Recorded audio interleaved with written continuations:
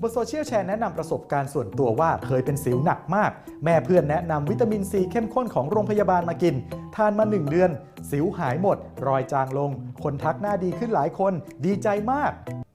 ชัวร์เหรอ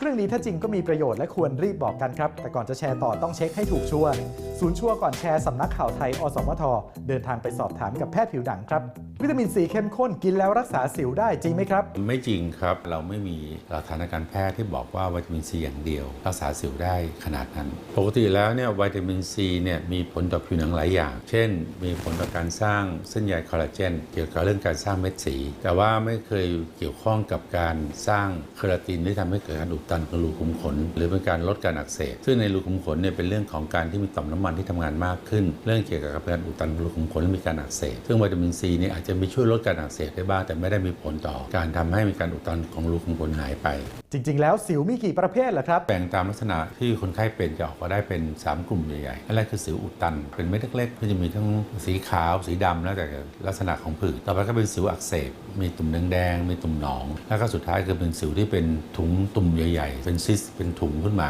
ที่ชาวบ้านเรียกว่าสิวหัวช้างแล้วการดูแลหรือรักษาสิวแต่ละชนิดแตกต่างกันยังไงบ้างครับปกติการรักษาสิวเราแบ่งเป็น3ระยะด้วยกันถ้าเป็นสิวอุดตันมากมายอะไรก็เป็นใช้ยาทาอย่างเดียวแต่ถ้าเป็นสิวอุดตันร่วมกับมันมีอาการอักเสบร่วมด้วยแล้วก็อาจจะใช้ยาทาผสมกับยารับประทานเช่นยาแก้อักเสบหรือถ้าเป็นสิวที่เป็นสิวหัวช้างไม่โตๆพวกนี้เราต้องใช้ยาที่สลับซับซ้อนมากขึ้นเช่นใช้พวกกรดวิตามิน A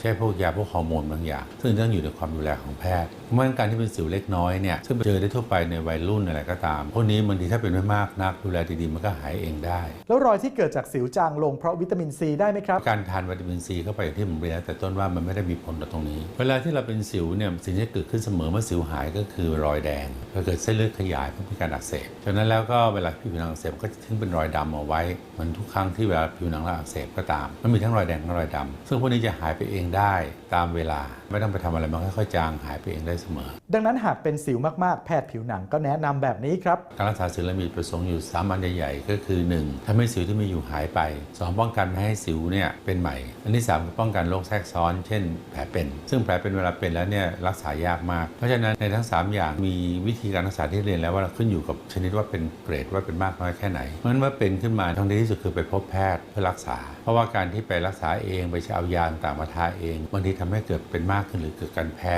แต่สรุปแล้วเรื่องที่แชร์กันนี้เป็นยังไงครับถ้าเป็นผลจากวิตามินซีอย่างเดียวไม่จริงไม่ควรจะแชร์ต่อดูแลรักษาให้ถูกวิธีจะป้องกันการลุกลามของโรคนั้นๆได้นะครับยังมีอีกหลายเรื่องน่าสงสัยบนสังคมออนไลน์หากได้รับอะไรมาอย่าเพิ่งแชร์ต่อร่วมตรวจสอบไปด้วยกันกับชัวร์ก่อนแชร์จะแชร์ต้องแน่ใจว่าถูกสนับสนุนโดยกองทุนพัฒนาสื่อปลอดภัยและสร้างสรรค์